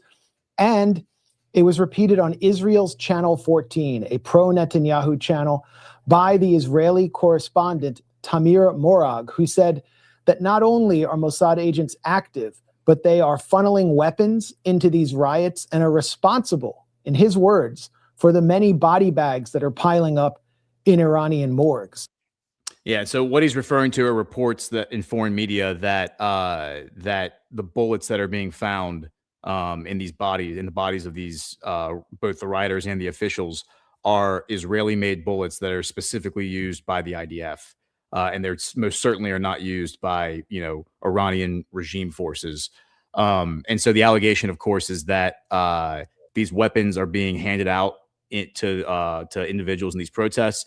The bad actors are walking up to protesters and shooting them in the head, which is then provoking the protesters to blame it on the police and the government forces, and then attack the regime, like the police forces, and attack the security. This is exactly how they did the Iranian Revolution in 1979, where they burned that movie theater down, and they blamed it. They dressed up as the government regime forces, burned the movie theater to the ground with 500 women and children inside, and then blamed it on the government. And then everyone took to the streets, and the rest is history. So what Scott Ritter, I think, was getting at there, if I could kind of like take this whole thing and synthesize it into something comprehensible. Remember Soleimani, right? He was killed on January 3rd, 2020. Remember that Israel called the White House the night before. Trump has talked about this and said, we're out. We're like, they were the ones who were supposed to fire the missile or launch the missile. and we were just providing support. And they were like, yeah, we're actually out. We're not going to do this. And Trump said that Dan Kane said, sir, we can do it. We can do it if they can't do it. So we went ahead and just did it. And Trump said, I'll never forgive Netanyahu for backing out. David Barnea is the guy who made the call to the White House. He was the Mossad agent who was running point on the Soleimani file. He's considered the Soleimani point man. I think he was Soleimani's handler. And then, of course, when Yossi Cohen, the director of Mossad, was exposed for trying to overthrow the DR Congo government in 2022, forced to resign in disgrace, it was David Barnea who was elevated to the position of Mossad director. Now, Barnea, I think, was running Soleimani. I think Soleimani's role, I think he was a Mossad asset. And I think what Soleimani was doing was building up this network that Scott Ritter just described over decades. Thousands and thousands of operatives who at a key moment would be given the green light to move forward and do a regime change operation against the Iranian government. Also building out this network inside of the IRGC, building out this network of proxy militia groups across the Middle East who at key moments would be given the green light to launch operations against Israel, against other governments around the Middle East, and basically stoke the fires of war to start a war between Iran and Israel at a key moment. Taking out Soleimani was like taking out the keystone, because then the guy running that entire network was removed. And then I think that's what basically thwarted all the things that were supposed to happen from October 7 to everything that happened afterwards. That was supposed to lead to a major regional war in the Middle East, which would have led to World War III. Absolutely would have led to World War III. Russia, China, Iran against Israel, Europe, and the United States. That's what it would have been, with the Arabs kind of stuck in the middle. And none of that happened.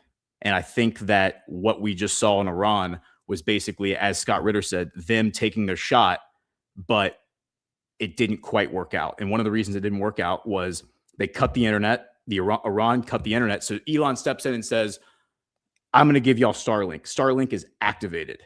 And now, and according to Arakchi, who is the foreign minister of Iran, he says that Russia helped them hack Starlink, break the code, and then they were able to basically go through Starlink and figure out who was communicating with who were the guys running point. They could pinpoint who the people were who were actually organizing these operations, and then they went after those people.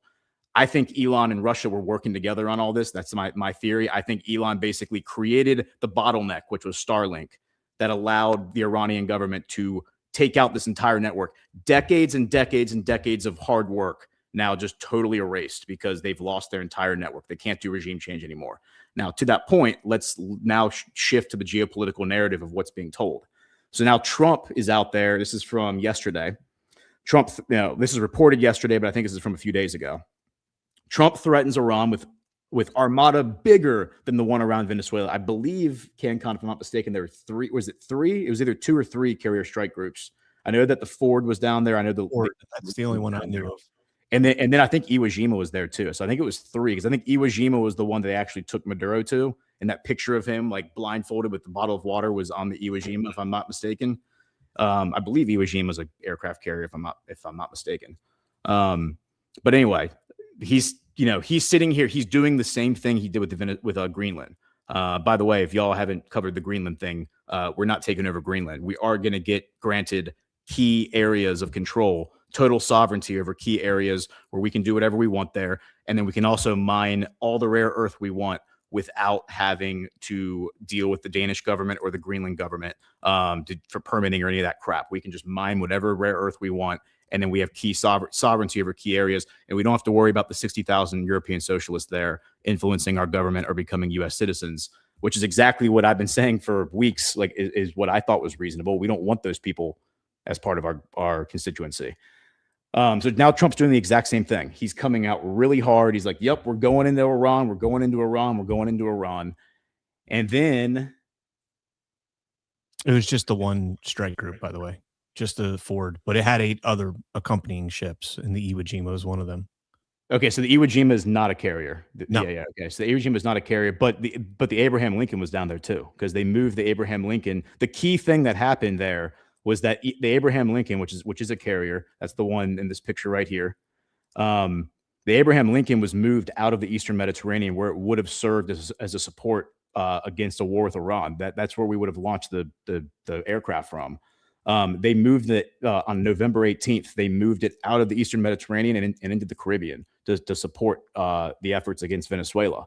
And then because of that, there was no aircraft strike group in the Middle East to help when everything popped off in Iran. So then they're like, oh shit, we got to move the Abraham Lincoln back, but it's going to take a week. So now the Abraham Lincoln, going through the Panama Canal, crosses the Pacific, goes around India, and is now just entering the Gulf, the Persian Gulf right now. So now they're finally in position, but it's too late because all those people are like, all those bad actors, the thousands of bad actors in that network have already been rounded up, and the color revolution has been thwarted. But Trump is still flexing. And so he's saying right here, we have a big armada next to Iran, bigger than Venezuela. But then we get this. Trump, Iran wants to talk. Situation's in flux after we send a big armada. Trump's like, oh, you know what? They actually called us. Funny thing, guys. They actually called us and they want to talk now. So we're going to talk to them. So yeah, this is Trump. Literally, the rug is going 1,000 miles an hour right now. It's a flying car. It's a magic carpet with Lindsey Graham, Ted Cruz, and Rick Scott sitting on it. And Trump just very casually steps off the rug right before it crashes into the brick wall going 1,000 miles an hour. And this is Trump stepping off the rug once again. And he says right here, they want to make a deal. I know so. They called on numerous occasions. They want to talk, he adds. In a subsequent briefing with reporters, a U.S. official says, quote, with regard to Iran, we are open for business. If they want to contact us and they know what the terms are, then we're going to have the conversation. Earlier this month, U.S. Special Envoy Steve Witkoff said any deal would have to include a ban on uranium enrichment in Iran, the removal of the already enriched uranium, a cap on Tehran's stockpile of long-range missiles, and a rollback of the Islamic Republic's support for proxies in the region. Tehran has expressed willingness to negotiate with the U.S., but has rejected those terms outright. My guess is that those terms are going to change a little bit because we remember back in the summertime, both Marco Rubio and President Trump said that they were willing to invest money to rebuild the Iran nuclear program as a domestic energy program, right? Personally, I think that where this all lands is there probably is going to be an enrichment facility that serves the entire Middle East, where all the Middle East countries work together at one enrichment facility, or, you know, a network of enrichment facilities where there's more transparency and there can't be allegations of, you know, of bad actors because everyone's using the same facility to enrich uranium. That's what I think is probably going to end up happening. It's going to be the Arabs, the Turks, and the Iranians, with Russian and American and maybe Chinese oversight.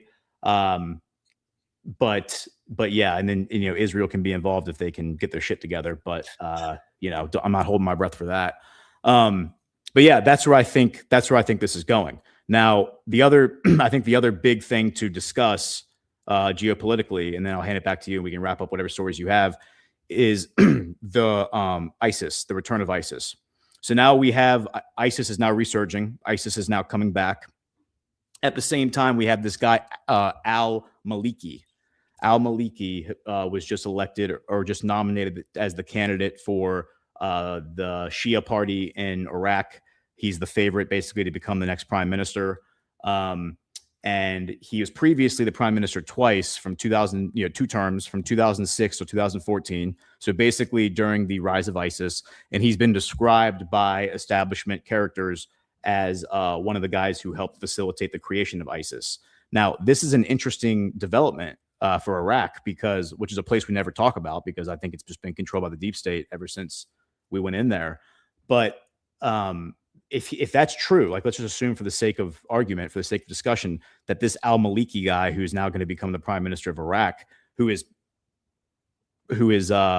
signaling that he's going to restore relationship with Iran. Marco Rubio is telling him, you better not do that. You better not go talk to Iran and become friends with them again.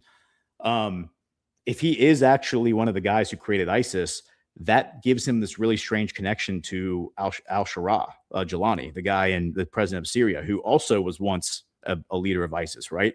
But the difference with Jilani then and now is that it is very clear that he is not working for the people whoever he was working for before, the CIA, Mossad. He's not working for him anymore because he is now helping Trump go after all the ISIS guys in Syria.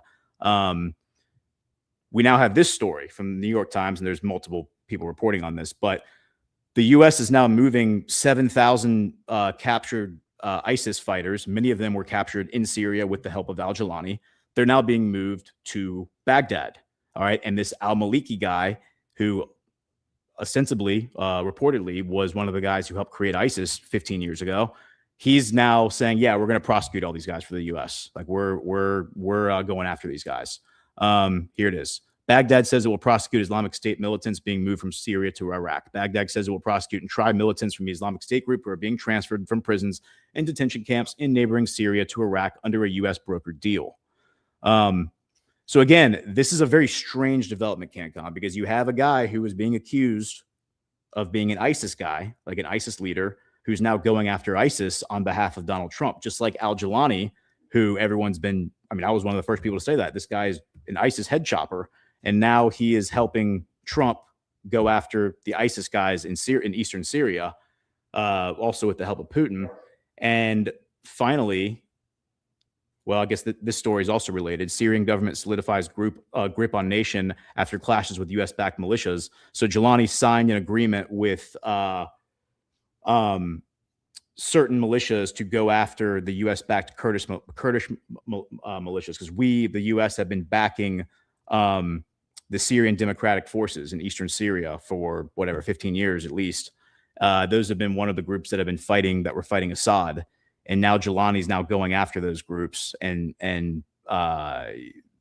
turning against, the State Department's allies, right? So this is signal that he's not exactly who the deep state wants us to think he is. He's something actually different. And then the last kind of caveat to this is it's not just ISIS resurging in the Middle East, because they are everywhere now fighting. They're also now appearing in the DR Congo. You and I have been talking about the DR Congo for going on almost 2 years now. We've been talking about the DR Congo, coup after coup after coup after coup that has failed. And then suddenly, last year, December of 24, we get this group M23, which has been operating in the Congo for 30 years, is suddenly coming in from Rwanda, and they're trying to reclaim all of these the lands where the $24 trillion worth of minerals are located. And they've been fighting with the government of the DR Congo, which is definitely aligned with Trump. Now all of a sudden, ISIS is showing up in the same area, and they're fighting the DR Congo as well, government, and basically ostensibly alongside of the M23 group. So now you have ISIS in the DR Congo fighting alongside M23 against the DR Congo. You also have them operating in the Middle East. You also have them operating allegedly like in Europe, the United States, Venezuela, right? I mean, I don't think any of that's true, but yeah. So ISIS was created by the State Department to overthrow Assad. It's very important to remember that. They try to say that it's an Iranian militia, but that doesn't make any sense because Assad was Iran's ally. So why would Iran create a group, a militia, to overthrow their own ally, Assad? Right? The logic just doesn't like add up. But they try to tell you, yeah, don't really think about that too hard. ISIS is Iran, Iran is ISIS. It's just not true. We created ISIS, we being the United States, with NATO, with Mossad in order to overthrow Assad. And now ISIS is being unleashed to take on the Sovereign Alliance. And yet we're seeing all these patterns emerge of, like in Iraq and Syria and DR Congo, of the Sovereign Alliance earnestly fighting back against them. So we'll keep tracking this, but the patterns here, I think, are lining up with everything we've been talking about for years. How much of this do you think is a direct response to Trump's cutting of USAID, National Endowment, taking an axe to the, quote unquote, deep state color revolution, regime change operations? You talked about the ISIS fighter. What was his name? Malik? Al-Maliki. Yeah. So not a fighter, but he was the prime minister of Iraq from 2006 to 2014. ISIS was created basically in 2011. And remember that clip of Trump. Let's play the clip of Trump. It was in the news brief this morning. Remember what Trump said? Two Fridays. Yeah. So here it is right here. That's what I thought was fascinating. Yeah, so this is Trump 2 Fridays ago being asked to leave the White House. Why is he supporting Delcy Rodriguez and not Maria Hakuna Matata? China, a very nice person you had a meeting with. Well, why align Delcy Rodriguez Rodriguez and the remnants of the Maduro regime, and not with Machado, who has the support of the Venezuelan people. Well, if you ever remember a place called Iraq where everybody was fired, every single person, the police, the generals, everybody was fired, and they ended up being ISIS. Instead of just getting down to business, they ended up being ISIS. So I remember that. But I'll tell you, I had a great meeting yesterday by a person who I have a lot of respect for, and she has respect, obviously, for me and our country. And she gave me her Nobel Prize. But I'll tell you what, I got to know her. I never met her before, and I was. So yeah, he says we fired everyone in Iraq. We brought in all these new people, and so one of the politicians that they turned to was he was an anti-Saddam Hussein, like Saddam Hussein opposition leader. This was al-Maliki, and so al-Maliki becomes prime minister in 2006. He serves in that capacity for 8 years, and while he's prime minister, that's when ISIS forms, right, under the leadership of Barack Obama, Hillary Clinton, and John McCain, and that's really, really interesting. And then now we have the current Iraqi intelligence leader warning that there is a major reemergence threat from ISIS materializing. And to your question, how does this relate to USAID? Well, the allegation among all of the international community now, this is African countries saying this is Russia saying this is China saying this, Iran saying this.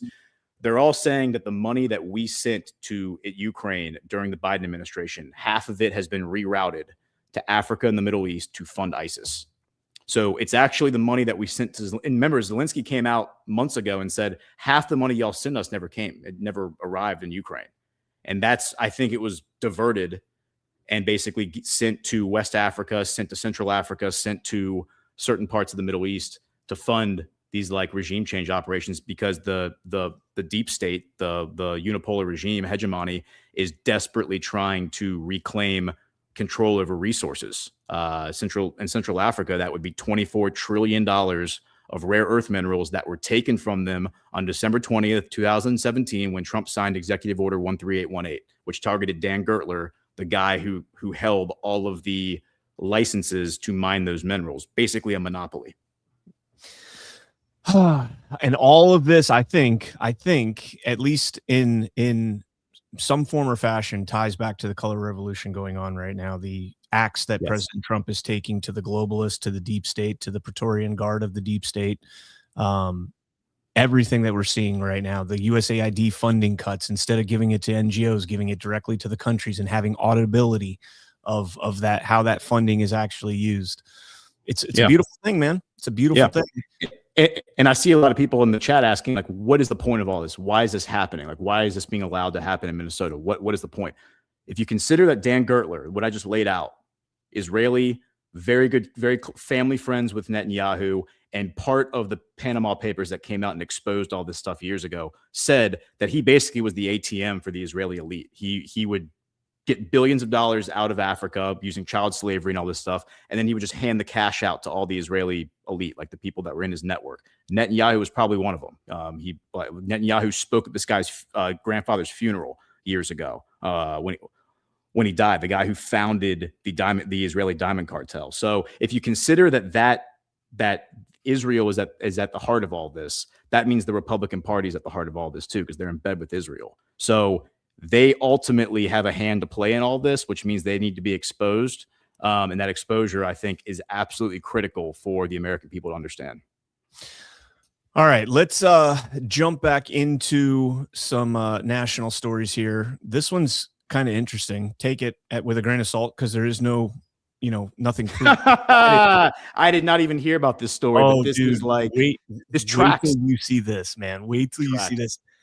Exclusive and secret recording. Cruz trashes Trump tariffs and JD Vance. Ted Cruz torched Vice President Vance and ridiculed President Trump's tariff policy during private meetings with donors, according to recordings allegedly obtained by Axios. They don't record, or provide them, of course. The recordings, nearly 10 minutes in total, provide an unvarnished look at how Cruz is positioning himself as a traditional free trade, pro-interventionist Republican ahead of a possible 2028 primary campaign against less hawkish JD Vance. Cruz cast Vance as a pawn of conservative podcaster Tucker Carlson. The recordings were provided by a Republican source and made early to mid 2025 time frame. Says here, after Trump introduced the tariffs in April of 2025, Cruz and a few other senators had a call with President Trump, urging him to stand down. The lengthy call stretched past midnight and, quote unquote, did not go well, and that Trump was, quote, yelling and, quote, cursing. Trump was in a bad mood, Cruz tells the donors. I've been in conversations where he was very happy. This was not one of them. Cruz says he told Mr. Trump, quote, Mr. President, if we get to November 2026 and people's 401ks are down 30% and prices are up 10 to 20% at the supermarket, we're going to get into an election day, face a bloodbath.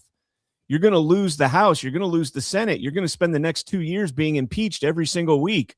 Trump's response, according to Cruz, fuck you, Ted, which is the only response ever to anything. That's what Trump said to Ted.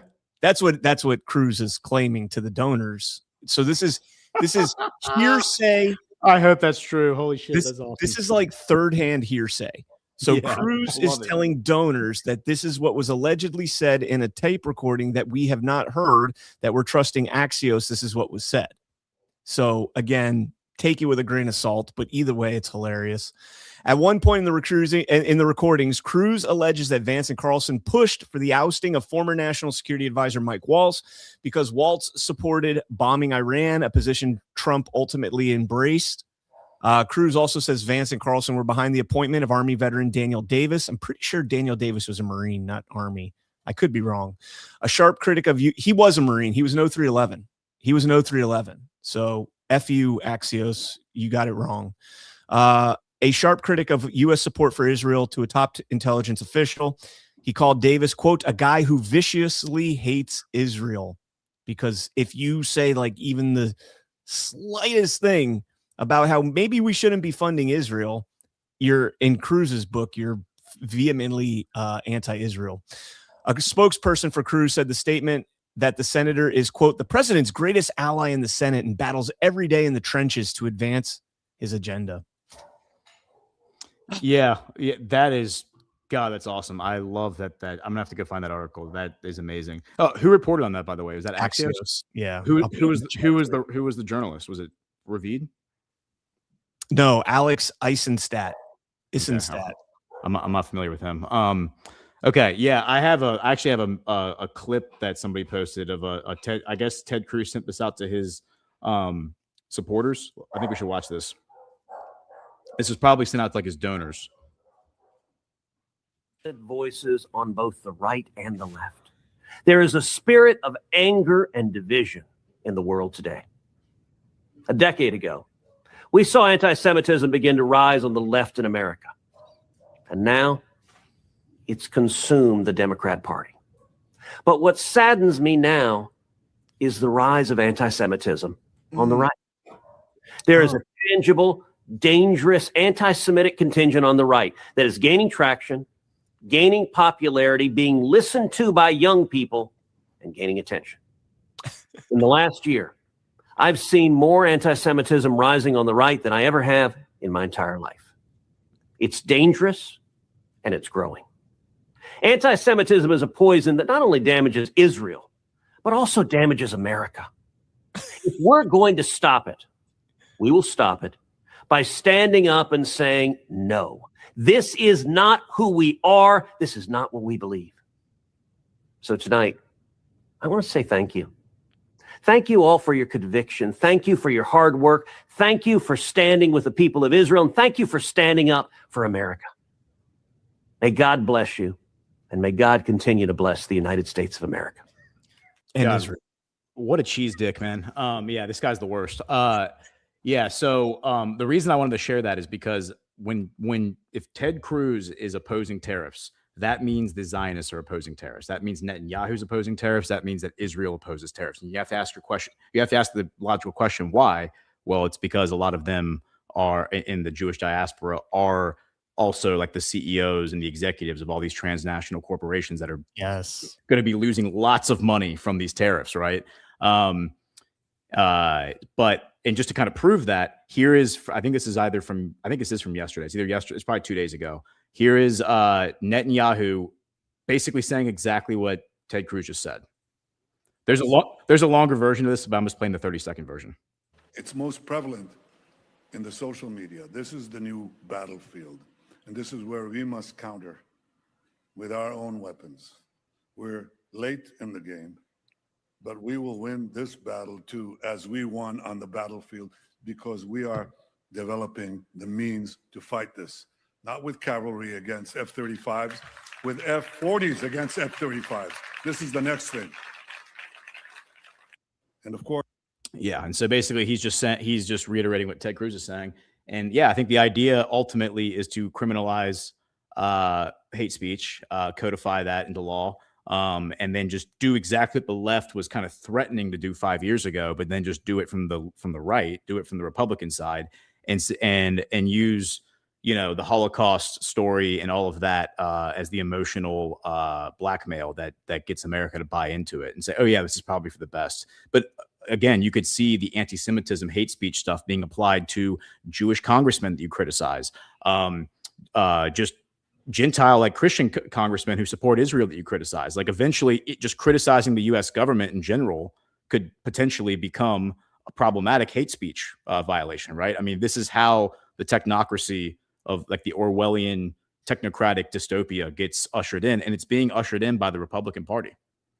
Yep. I think it was we covered couple months ago the Salem, I think it's Salem Now Media conservative talk. It's got like I think Laura Trump is on it, you know, some other prominent figures, and you know, Israel invested $6 million in them to put out pro-Israel propaganda, and this is in top of the 7,000 shekels that we used to joke about, you know, with influencers being paid per post on social media. Seeing Ted Cruz push back against tariffs, you know, just and going back to the argument we made earlier about the GOP is utterly corrupt and broken and cannot be reformed, and all of the parties, as Washington said, need to go by the wayside. We never should have let these you know, scoundrels into our politics in the first place. But watching a Republican senator take an institution, you know, that Trump has implemented, or a policy that Trump has implemented with these tariffs, and watching record deficits, you know, record low deficits in the last 17 years, Keck, watching, you know, tariff revenue through the roof, and to see a GOP, you know, senator, a you know, strict Zionist. I mean, he's the guy that said, if you can't stand with Israel, I can't stand with you, to his own constituents in Texas. He said this publicly. If you can't stand with Israel unequivocally, I cannot stand with you. That's a U.S. senator telling his constituents, if you stand with a foreign, they can fuck all the way off. But, you know, to see them push back against President Trump after he's implementing policies that are incredibly beneficial for the first time to the middle and lower class Americans, that's going to relieve some of the tax burden, that's going to uncover some of the fraud. I just, anybody that's pushing back against what Trump is doing, you can say what you want about the immigration. You could say what you want about, I mean, what's something else? It's the Venezuela thing, perhaps. But in terms of his business policies that he's put in place, it is the best that we've seen in our lifetimes, bar none. Nobody's even close. So if Ted Cruz opposes tariffs because the people who control him, because he's a puppet, oppose tariffs, and he's controlled by Israel, as he basically admits anytime he speaks, the question is ultimately, who is actually running these color revolution operations against President Trump? Who actually ran the election theft operation against President Trump? I mean, when you consider that the first person to call Joe Biden and basically like anoint the coup, like bless the coup, was Netanyahu. Trump is the one who told us that. Trump's the one who said that Netanyahu is the one who basically blessed the coup and said, this is all legitimate. Biden's totally legitimate. I mean, kind of backtrack and just look at this and be like, who is actually running the subversive operations against Trump? The ostensible narrative is that Trump is a puppet of the Zionists and a puppet of Israel. But I think the reality, as I've basically been laying out for years now, is that Trump is leaning into that and he's feigning that. But the reality is that the diaspora and, you know, the Zionist coalition are actually the infiltrated enemy that is trying to take down Trump. But he is leaning into a lot of their agenda and almost kind of using a lot of that momentum to accomplish the things he wants to accomplish, and then stepping off the rug like we saw with Iran at the last minute and not doing the thing they want him to do, which is start a war with Iran. What do you make of this? And just be real quick. I'm just going to give you the floor on this briefly. I love this. I love this because look, man, I do this show, The Choice with Ash. And we had General Quast on a few weeks ago. I encourage everyone to go listen to that episode. That was a fantastic episode. And we talk about like flawed men. We talk about like the broken men that God uses to achieve his agenda, right? Kanye coming out right now in this moment and basically being like, look, I lost my mind. I'm so sorry. I did the whole DEFCON 3 thing. Like, my bad. He's stepping off the rug, right? He's stepping off the rug now. And it really makes you wonder, like, did he just do that whole thing as like an op to violently shift? And I use that word like as a, figuratively speaking, violently shift the Overton window of discussion in America, because look at everything that happened as a result of him doing the DEFCON 3 thing. And that was October 20th, 2022. And look at how the political conversation has shifted in America and how people can openly talk about this stuff. I mean, of course, you're still accused of being an anti-Semite because you criticize a foreign government that is doing things that maybe we shouldn't be proud of or be involved in. But all of that conversation, I think, can be traced back to Kanye West's decision to do like the DEFCON 3 thing and basically shift the collective mind in such a way that these discussions can happen. And now the fact that he's stepping off the rug and being like, yeah, my bad, mea culpa, that's kind of signaled that that's what he was doing the whole time. And remember, what happened right after he did do DEFCON 3. He went to Mar-a-Lago with Nick Fuentes and had dinner with Trump. And Trump was like, yeah, I have no idea who this guy is, Nick Fuentes. And now Nick Fuentes is like at the very heart of the anti-Trump movement inside of MAGA, trying to basically lead people away from Trump and say, Trump's the bad guy. Everyone should get away from Trump. I mean, if you want my opinion, I think Fuentes is probably Israeli-controlled opposition, because look at all the other patterns of how they're trying to undermine Trump. It would make perfect sense that Fuentes is actually an Israeli operative trying to lead people away from MAGA and the populist movement. All right. Also to note, he's done this before. He's apologized for this before, yeah. and then pulled back that apology like a year later. He's like, hey, remember that apology from a year ago? Yeah. Yeah. Well, did you read the letter that he wrote? Yes. I haven't read the whole thing. I've read. So in the letter, because he like did an album where he said he was bipolar, and like that's been his thing for the past like 10 years or whatever. Ever since Trump got elected, he's like, yeah, I'm bipolar. Sorry, guys. Like, yeah, I have mental issues. Sorry, guys. He said, I went on Reddit, and according to like after doing some research on Reddit of all places, he said, I actually don't think I went and talked to doctors. I don't think I'm bipolar. I'm actually autistic. Sorry, guys. So. I mean, again, like what? Like now he's saying he's not bipolar. He's actually autistic. And I don't know, man. Like it's the timing of this kind of stuff. It could just be Kanye being goofy and just kind of like leaning into what's happening publicly, like the public optics of it all. But I do appreciate the fact that while we're being told that anti-Semites and that kind of thing are going to be hunted down in America and have their tongues cut out, Kanye West is coming out and kind of stepping off that rug again after, shifting the Overton window in 2022. All right. Just two more stories I want to get to real quick. Just one is just basically a headline. A private jet belonging to a prominent anti-ICE, anti-Trump lawyers crashed in Maine. 8 passengers are dead. The lawyers have combined spent tens of millions of dollars fighting Republicans in Texas.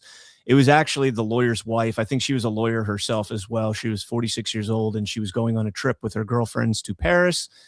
They crashed, and she has a mother. She's a mother of 2 children that are, I think in their single digits, under 10 years old. And just reading through the comments, man, like some sick people out there, man, like cheering on the death of a woman because they of what they did as a profession. I don't know. I was just really disheartened going through that. So yeah. Yeah. Well, I mean, first principles, man, like we are being tested right now, I think, over and over and over again. And whether it's God doing this or whatever, it's like we are being tested over and over again. These will be lessons that I think in future generations, they'll look back and say, look at how human nature took over and how people behave because of moral relativism, where people weren't operating from a first principles standpoint and like the following the teachings of Christ. Because if you do that and you just apply that every single time as a standard, you ultimately do come out, I think, to the right decision, like the right position on these issues. Yeah. Here's another story we can get through here. Hopefully I saved this just for you for today. Virginia Democrats seek to more than double their pay while rushing to impose a flurry of new taxes. An amendment introduced by Democrats in the Virginia State House would more than double their salaries, raising the pay in both chambers by about 150%. Meanwhile, Virginia Democrats are introducing a host of bills creating and raising taxes on the state's residents. So while they're paying themselves more, and I wish this was actually not true, while they're paying them, trying to pay themselves, these have not been passed, to be clear.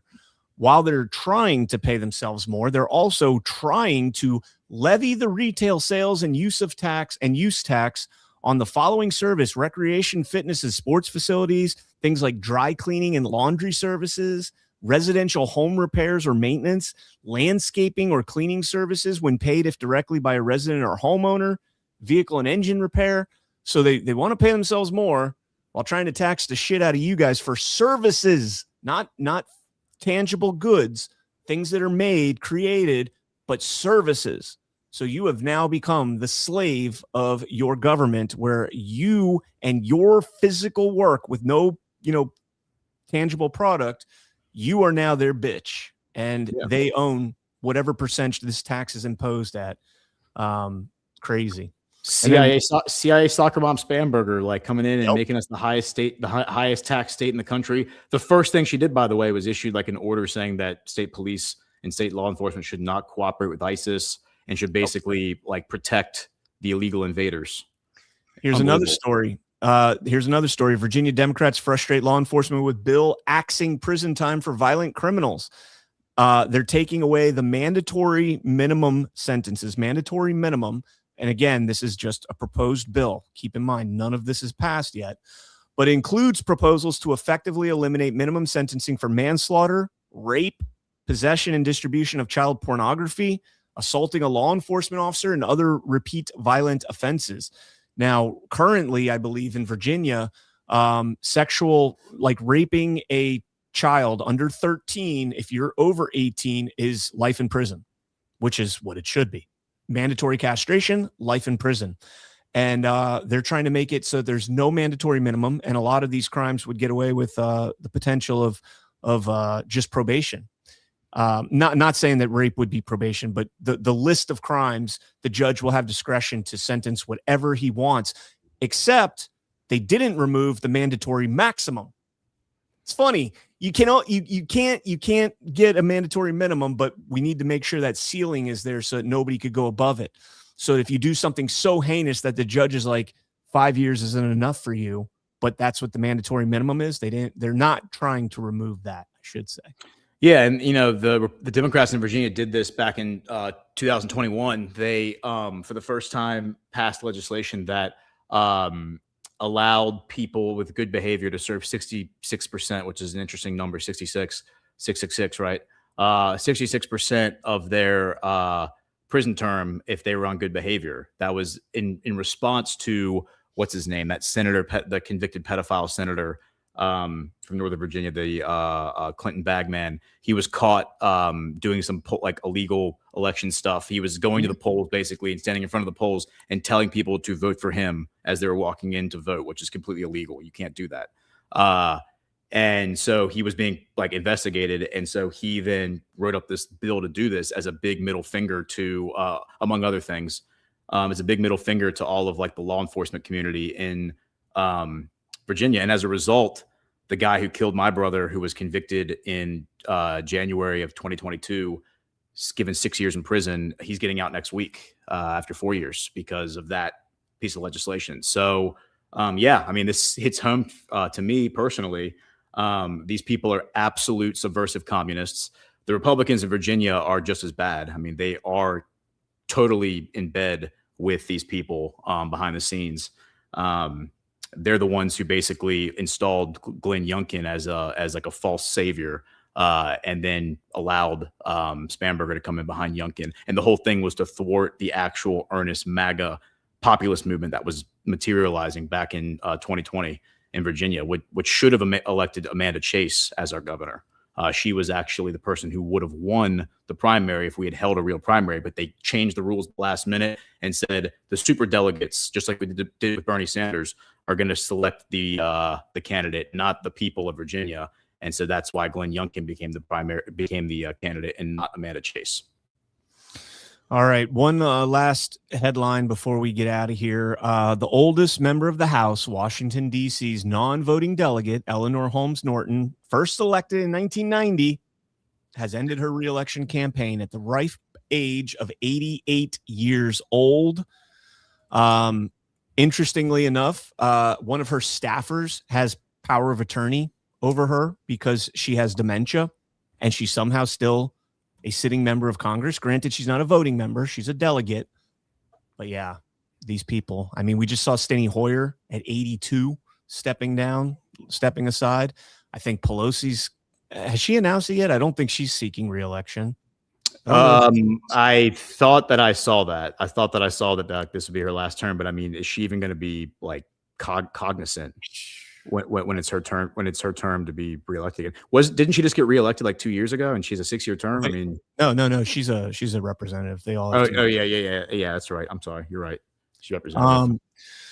All right. Let's go ahead and jump into some rumble rants here. NC Cheney says every time you follow the money, you end up with the assholes that printed the money and eventually overseas. Who is Trump investigating, and he wants to replace him because he's too late? Key card is, you thinking of Powell? I don't know what key card is mean. I'm not sure. Emerald Dragon 1333. Someone needs to clip CannCon laying it down about the election system being broken. Epic rant. FTW. Hey guys, you're second to none. Thank you so much, Emerald Dragon. Good to see you, brother. Hope you're staying warm. Yeah, cheers. Huck Fillery, one more Huck Buck for the team. Suggestion: would it be possible to get former Intel Clay Signal guy to talk about what hacking Starlink means? What is the thing/network that was hacked? That's a good question. And I think that any conversation about that would be above our pay grade and classified. Yeah.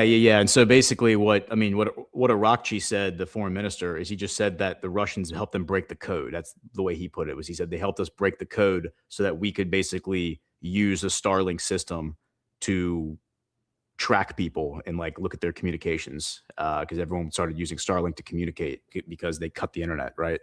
But I think personally that Elon just gave them the code and was like, all right, here's how you do it. And then Putin gave it to the Iranian government, and then they used it to take out the bad actors. Yeah. Emerald Dragon, Trump gave the shut up, Meg, from Peter Griffin Family Guy to Cruz. Yeah, I love that.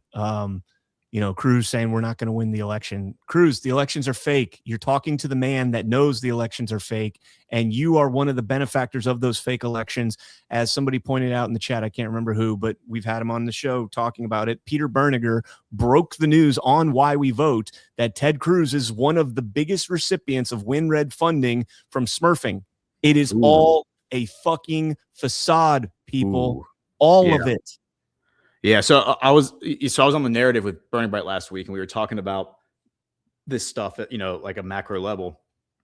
And as we were discussing, it's not about being right. Like, it's not about like laying out a theory and then your theory like being right. Like, who gives a shit about that?